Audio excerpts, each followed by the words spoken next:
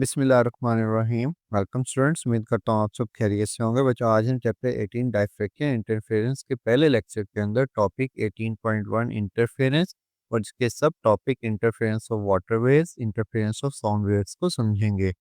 ये topic page number 71, 72 और 73 पर मौजूद हैं। और बेटा, इस टॉपिक को हम यहाँ तक कवर करेंगे और इस टॉपिक से पहले इस चैप्टर का थोड़ा सा इंट्रोडक्शन है, इसको भी आज हम समझेंगे।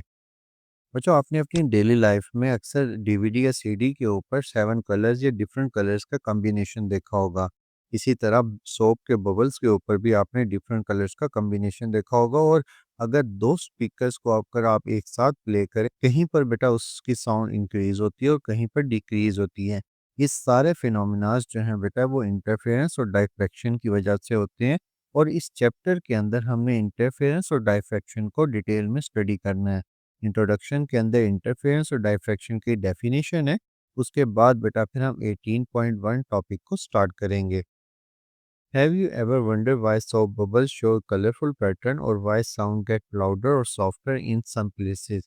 These effect happens because of two important wave behavior, interference और diffraction। सबसे पहले हम इंटरफेरेंस को समझेंगे। बेटा, इंटरफेरेंस होता है जब दो वेव्स आपस में मिलती हैं, तो हम उसको इंटरफेरेंस का नाम देते हैं। Interference happens when two or more waves meet and mix together। अब बच्चों, हमारे पास इंटरफेरेंस की दो टाइप्स होती हैं। एक को हम नाम देते हैं कंस्ट्रक्टिव इंटरफेरेंस और एक को नाम देते हैं डिस्ट्रक्टिव इंटरफेरेंस। कंस्ट्रक्टिव में बेटा हमारे पास क्रस क्रस से मिलता है। फर्ज करें बेटा, एक वेव हमारे पास ये थी और दूसरी वेव ये थी। ये दोनों वेव जैसे ही मिलेंगे बेटा, क्रस क्रस से मिलकर एक हाई एम्पलीट्यूड का क्रस जनरेट करेगा और इसी तरह ट्रफ ट्रफ से मिलकर एक हाई एम्पलीट्यूड ट्रफ जनरेट करेगा। मतलब अगर क्रस क्रस से मिले और ट्रफ ट्रफ से मिले तो हमारे पास एनर्जी इंक्रीज हो जाती है। ऐसी इंटरफेरेंस को हम कंस्ट्रक्टिव इंटरफेरेंस का नाम देते हैं। लेकिन अगर डिस्ट्रक्टिव की बात करें तो बेटा उसमें क्रस जो है वो ट्रफ से मिलता है और ट्रफ जो है वो क्रस से मिलता है। इससे ये एक दूसरे के इफेक्ट को कैंसिल कर देते हैं। तो हम ऐसी इंटरफेरेंस को डिस्ट्रक्टिव इंटरफेरेंस का नाम देंगे। डिफाइन कैसे करेंगे इसे? Constructive interference when two waves meet in same direction, crest meet crest and trough meet trough and combine to make a bigger wave.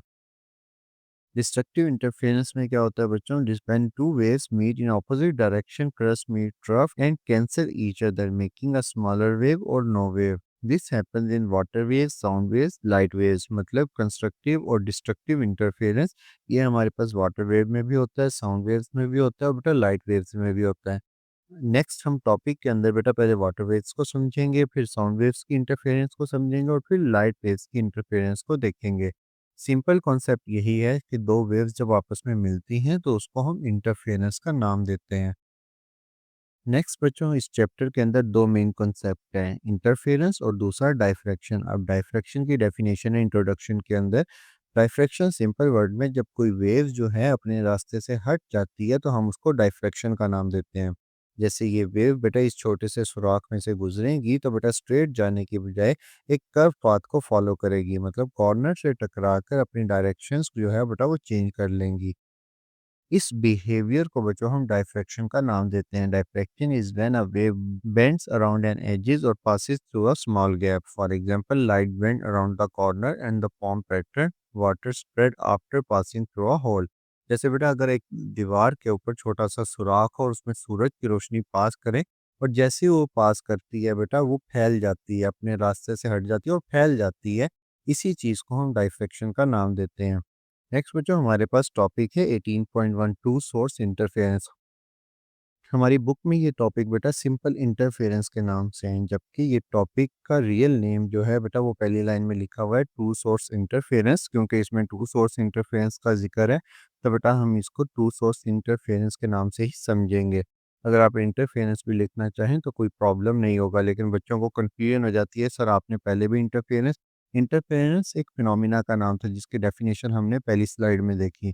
अब ये पहला टॉपिक है 18.1, बुक में इंटरफेरेंस के नाम से है। मैं यहाँ पर मेंशन कर रहा हूँ बेटा टू सोर्स इंटरफेरेंस के नाम से। टू सोर्स इंटरफेरेंस है क्या? फर्स्ट करें बेटा, हमारे पास ये दो स्टूडेंट्स हैं यहाँ पर और ये दोनों जो हैं स्टोन ड्रॉप करते हैं इस वाटर के अंदर। और जैसे ये स्टोन्स ड्रॉप करेंगे दोनों स्टोन से बेटा हमारे पास वेव्स जनरेट होंगी। اور یہ دونوں ویوز جب آپس میں ملیں گی تو کہیں پر بیٹا کنسٹرکٹیو انٹرفیئرنس ہوگا اور کہیں پر ڈسٹرکٹیو انٹرفیئرنس ہوگا. مطلب یہ دونوں ویوز ملنے سے کہیں پر ویو انکریز ہوگی اور کہیں پر ڈیکریز ہوگی. تو اس انٹرفیئرنس کو ہم نام دیتے ہیں to source interference. If you have two wave source like two stones drop in water, their waves meet and mix. These creates a pattern of light and dark or loud or quiet, larger or smaller amplitude depending on whether the interference is constructive or destructive. اگر constructive ہوگا تو ہمارے پاس amplitude increase ہوگا، اور اگر destructive ہوگا تو amplitude decrease ہوگا. You can see this in water ripple tanks, loudspeaker اور light passing through small slits. مطلب انٹرفیئرنس جو ہے وہ لائٹ کا بھی ہوتا ہے، واٹر کا بھی ہوتا ہے اور ساؤنڈ ویوز کا بھی ہوتا ہے.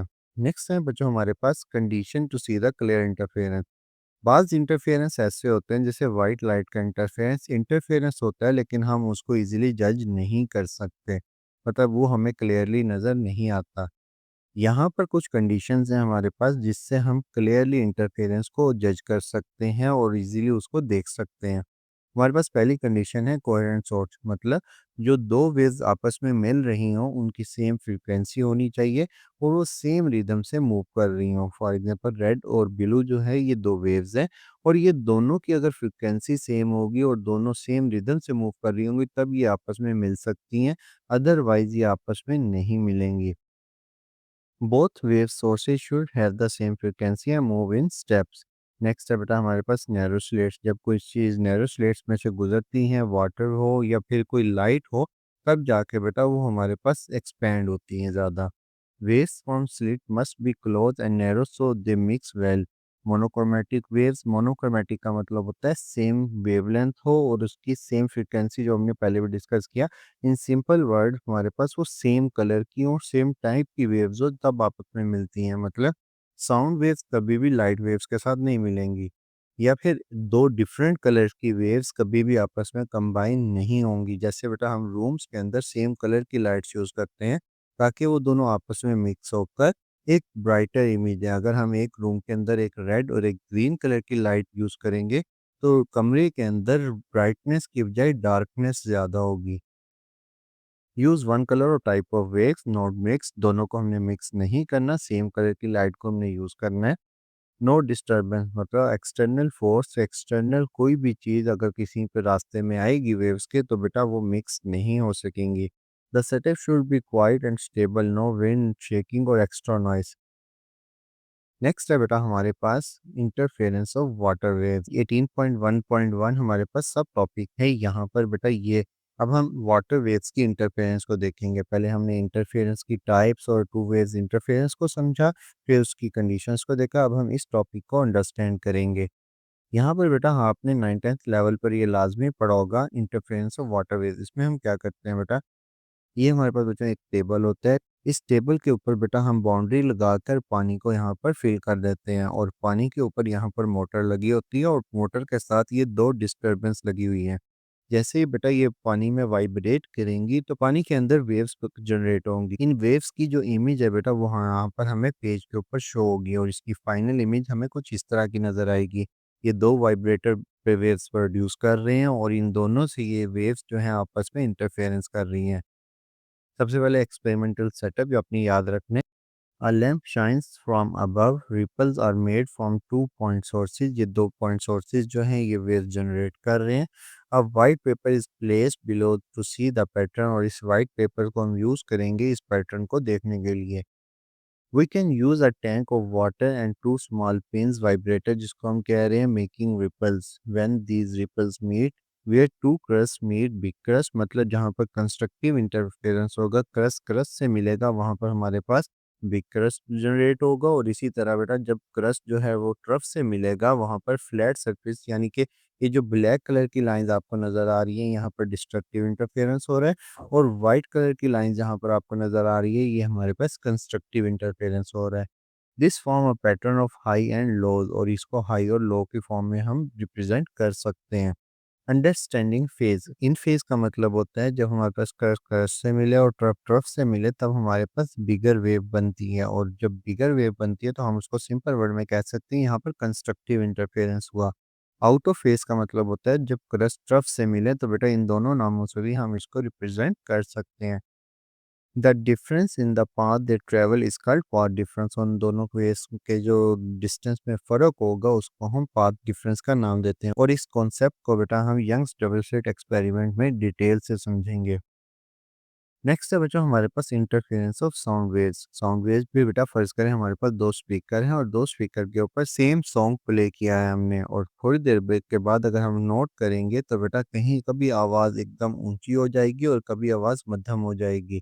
ये बेटा हमारे पास इंटरफेरेंस की वजह से होता है। अगर क्रस क्रस से मिलता है तो आवाज़ का जो एम्पलीट्यूड है वो लाउड हो जाता है, और जहाँ पर बेटा हमारे पास क्रस ट्रफ से मिलता है वहाँ पर आवाज़ का जो एम्पलीट्यूड है वो डिक्रीज हो जाता है। अब बेटा इसी कॉन्सेप्ट को हम इंटरफेरेंस ऑफ साउंड वेव्स का नाम देते हैं। Two loudspeakers play the same sound at the same time.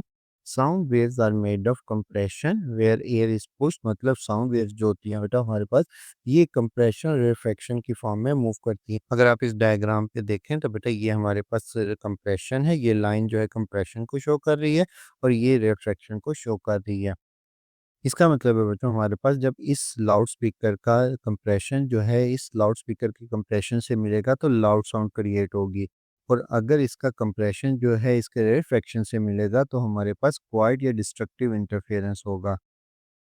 और बेटा ये हम रियल लाइफ में इजीली डिटेक्ट नहीं कर सकते। इसको डिटेक्ट करने के लिए हमें डिटेक्टर साउंड डिटेक्टर की ज़रूरत होती है जो फ्रिक्वेंसी को या साउंड वेव्स को इजीली डिटेक्ट कर सके।